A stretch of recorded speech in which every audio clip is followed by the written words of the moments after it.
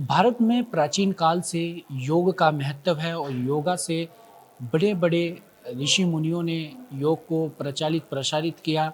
योग से बड़े-बड़े काम आसानी से हो सकते हैं और योग से कहीं यहाँ तक कि शरीर स्वस्थ रहना हो या कहीं काम ऐसे हैं जो योग से मन का पॉजिटिव या मोटिवेशन इस तरीके की तमाम चीज़ें मिलती हैं। आज हमारे साथ बातचीत करने के लिए मौजूद हैं स्वामी शिव योगी जी। इनसे बातचीत करेंगे योग से लेकर अध्यात्म से लेकर योग और अध्यात्म को किस तरीके से एक सूत्र में पिरोया जा सकता है और किस तरीके से योगा को लेकर आगे कार्य होने किस तरीके से है, तो इनसे बातचीत करेंगे। सर, आपका एचएनएम में चैनल स्वागत है जी। जी। सर, सबसे पहले तो हम आपसे यही जानना चाहेंगे, अगर आप बताएं कि योग और समाधि तक पहुंचने का जो सिलसिला है वो किस तरीके से होता है और समाधि किस तरीके से ली जाती है, क्योंकि आपने कई बार आप समाधि ले चुके हैं। ऐसे है, समाधि में जाने से पहले मूर्छा के दौर से गुजरना पड़ता है। जो 8 प्रकार के प्राणायाम हैं उनमें एक प्राणायाम है मूर्छा प्राणायाम। वैसे मूर्छा प्राणायाम की कोई विधि नहीं है। जिस प्राणायाम को करते करते मूर्छा आ जाए वो मूर्छा प्राणायाम कहलाता है। लेकिन जो नाड़ी शोधन प्राणायाम है इसकी मात्रा बढ़ानी पड़ती है। और जब इसका अभ्यास करते हैं तो शुरू में पहले हफ्ते थोड़ा भोजन गरिष्ठ भोजन बंद कर देते हैं पहले हफ्ते, और प्राणायाम करते चले जाते हैं। 10-10 मिनट के 3 राउंड से शुरू करते हैं नाड़ी शोधन प्राणायाम से। उसके बाद अगले हफ्ते ठोस आहार लेना बंद कर देते हैं, प्राणायाम की मात्रा बढ़ाते चले जाते हैं। और प्राणायाम जितनी मात्रा में स्वतः हो जाए, जब प्राणायाम करते करते आपको नींद आने लगे, इसका मतलब आपका काम कंप्लीट हो गया, अब उसको छोड़ दो। अगले दिन फिर शुरू करो। अगले दिन फिर वही स्थिति आएगी जब आपको प्राणायाम करते करते निद्रा देवस्था आए, शरीर बोझिल हो जाए, आंखें बंद होने लग जाएं, बैठे बैठे प्राणायाम करते करते नींद आने लगे, तो तुरंत विश्राम में चले जाओ।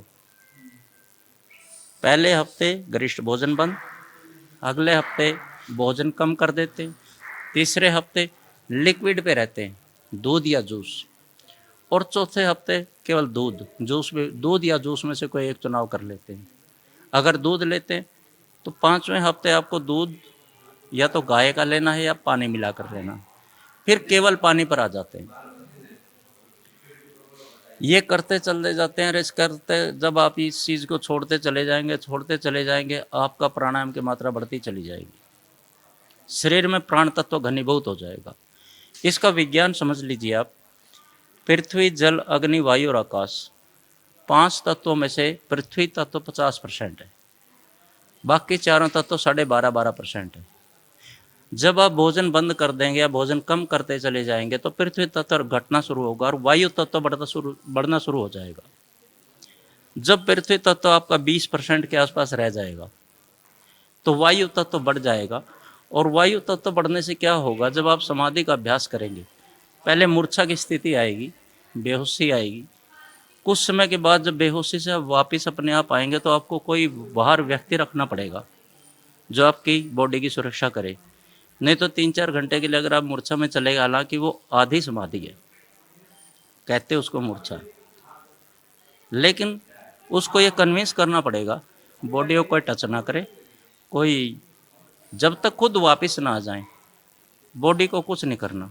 ऐसा ना कोई उठा के मरा हुआ समझ के दाह संस्कार कर दे या जल में बहा दे या कुछ भी कर दे या डॉक्टर के ले जाए, वो स्थिति खतरनाक है। ऐसी स्थिति में वापस लौटना मुश्किल हो जाता है।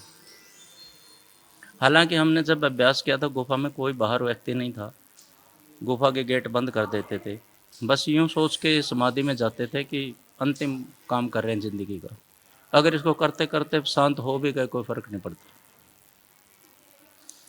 उसके बाद क्या होगा, जब आप मूर्छा से बाहर आएंगे तो आपको अपने कमरे में कुछ लोग बैठे हुए दिखाई देंगे और ये प्रश्न उस समय अर्धमूर्छित अवस्था में अंदर से उठेगा कि मैंने अभ्यास अकेले शुरू किया था तो ये लोग कौन हैं।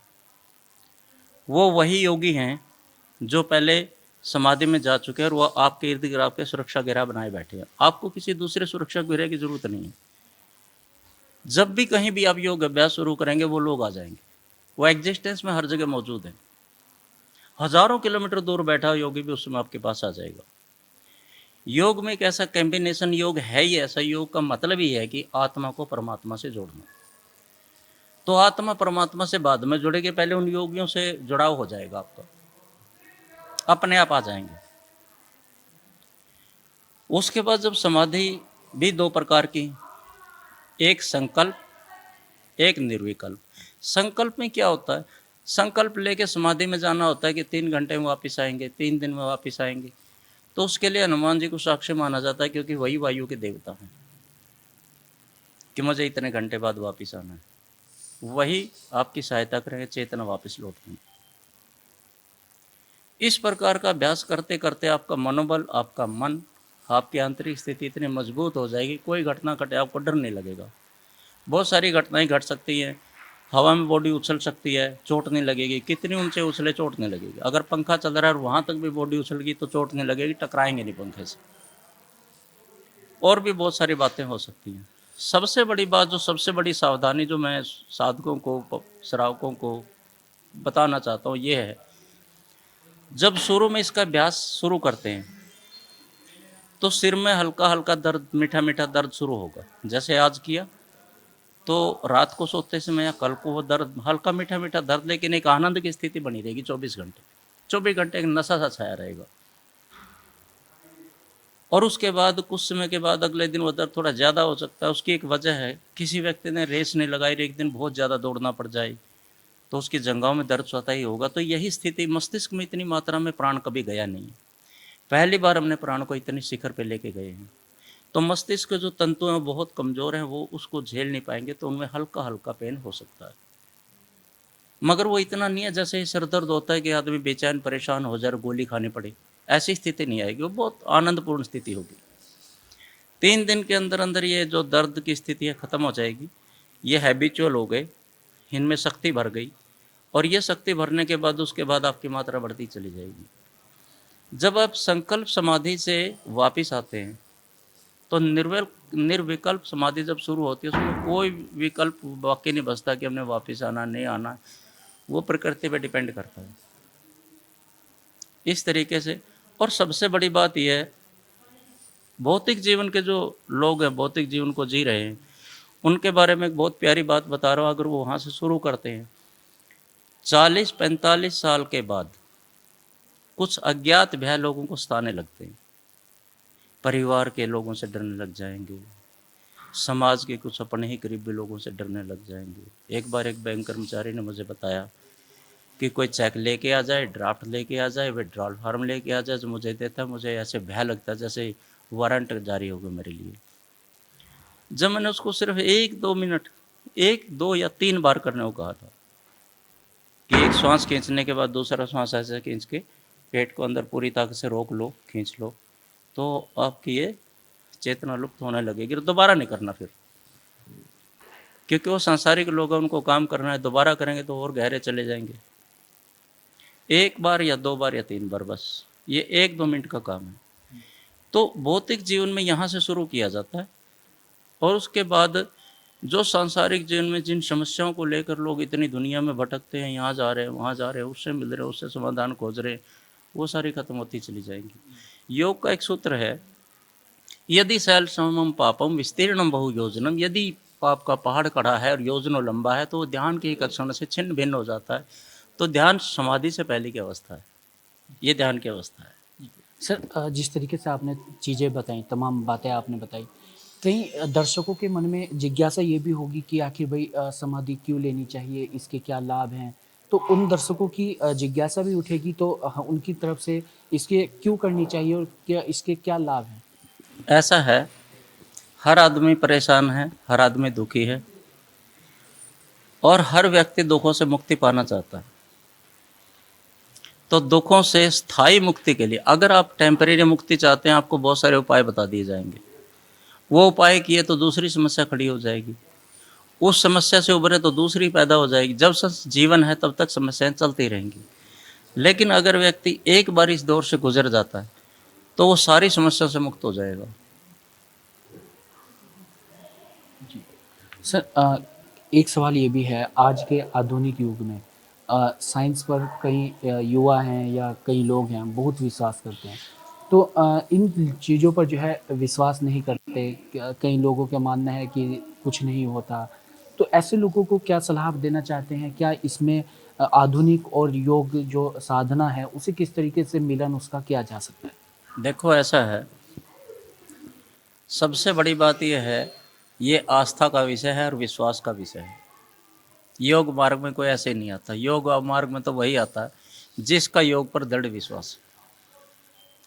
और जिसका योग पर दृढ़ विश्वास है, वो योग की छोटी छोटी क्रियाएं करते करते भी वो ये समझ जाता है कि जो योग में लिखा है, जिस क्रिया से इस क्रिया से ये होता है तो वो होता है। तो इस प्रकार के प्रश्न तभी तक उठते हैं जब तक व्यक्ति प्रैक्टिकल नहीं करता। जब तक प्रैक्टिकल नहीं करेगा, प्रश्न उठेंगे। हमारे मन में भी हजारों प्रश्न हुआ करते थे, हमने भी बहुत सहयोगियों से संपर्क किया।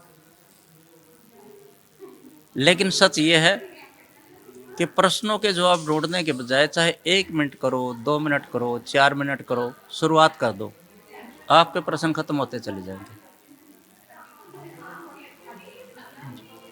सर योग को लेकर युवाओं को आप क्या संदेश देना चाहते हैं? जो युवा आजकल स्टेरॉइड्स लेते हैं, जिम में जाते हैं और बॉडी मसल्स बनाने का भूत युवाओं पर सवार रहता है।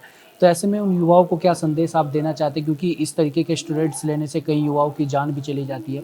तो उन्हें क्या कुछ संदेश आप देना चाहेंगे? योग योग से कैसे मसल्स बनाई जा सके, या ऐसा क्या योग में भी ऐसा कुछ है कि मसल्स एक्टिव हों और जो बॉडी बनाने वाले युवा हैं वो बॉडी बना सकें? एक बड़ी प्यारी बात है, चाहे कोई बॉडी बिल्डर हो, चाहे बॉडी बिल्डिंग में जाए, चाहे कितने अभ्यास करे, हनुमान जी जैसी बॉडी नहीं किसी की हो सकती। ये काल्पनिक बॉडी नहीं है, वो केवल प्राण के ऊपर डिपेंड करते थे। और जितने भी योगी समाज में हुए, स्वामी दयानंद का उदाहरण है। स्वामी दयानंद केवल दूध का एक गिलास रात को लेते थे, भोजन नहीं करते थे वो। लेकिन उन्होंने 2 घोड़ों के बग्घे को एक हाथ से रोक दिया था। जिस बाघ ने उन पर अटैक किया, उस बाघ को केवल एक डंडे से उन्होंने बड़ी दूर फेंक दिया था। जो राजा उनको मारने के लिए, उसकी एक बार यहाँ से कलाई जोर से दबाई थी, वो बेहोश होकर गिर पड़ा था और उसकी तलवार एक हाथ से तोड़ दी थी। ये योग के करिश्मे हैं। ये जो युवा ये सब कुछ कर रहे हैं, ये चमत्कार नहीं कर सकते। कितना ही कुछ कर लें, कितना कुछ खा लें, कितना ही एक्सरसाइज कर लें, चाहे 3 घंटे रोज कर लें, जो 20 मिनट और आधे घंटे का प्राणायाम काम कर जाएगा, वही 3-3 घंटे के ये प्रैक्टिस काम नहीं कर सकती। तो इसलिए ये तो उन पे डिपेंड करता है, उनकी भौतिकवादी सोच है, इसलिए वो ऐसा सोचते हैं। इसका कारण है, ये चीज़ बाहर से आई, इंडिया से नहीं आई। और वो लोग ये सोचते हैं जो चीज़ बाहर से आई उसमें कुछ ज़्यादा दम है, क्योंकि वो अपने कल्चर को जानते नहीं हैं। जिस व्यक्ति का अपने कल्चर पे विश्वास है, निश्चित तौर पे वो अगर उसके अंदर 20 मिनट आधा घंटा भी लगा, आधा घंटा बहुत कह रहा हूँ, प्राणायाम अगर सही तरीके से किया जाए, आधा घंटा में तो आदमी की चेतना लुप्त होने लगती है। गलत तरीके से किया जाए तो घंटा बैठा रहो जाए। तो आपने सुना योग को लेकर, और हमारे साथ थे स्वामी शिवयोगी जी, जिन्होंने बताया योग और अध्यात्म तक लेकर सारी जानकारियाँ इन्होंने रखी हैं, और युवाओं को भी एक बहुत अच्छा संदेश दिया है कि अपना जो योग है, योग से बड़ी बड़ी इच्छा शक्ति अगर हो तो उसे भी हासिल किया जा सकता है, और योग से कई चमत्कार जो है वो किए जा सकते हैं। तो आगे युवा इनके संदेश को किस तरीके से लेते हैं, और जो योग से आगे क्योंकि भारत में लगातार योग जो है एक बड़े लेवल पर प्रसारित भी हो रहा है, और प्राचीन काल से जो है योग की कई महत्वता हैं। तो ऐसे में आगे इस तरीके से और भी आपसे ऐसी हस्तियों से मिलवाएंगे। बने रहिए एचएनएन के साथ। मैं अपने सहयोगी अर्जुन बिष्ट के साथ अरुण सैनी, एचएनएन 24/7 देहरादून।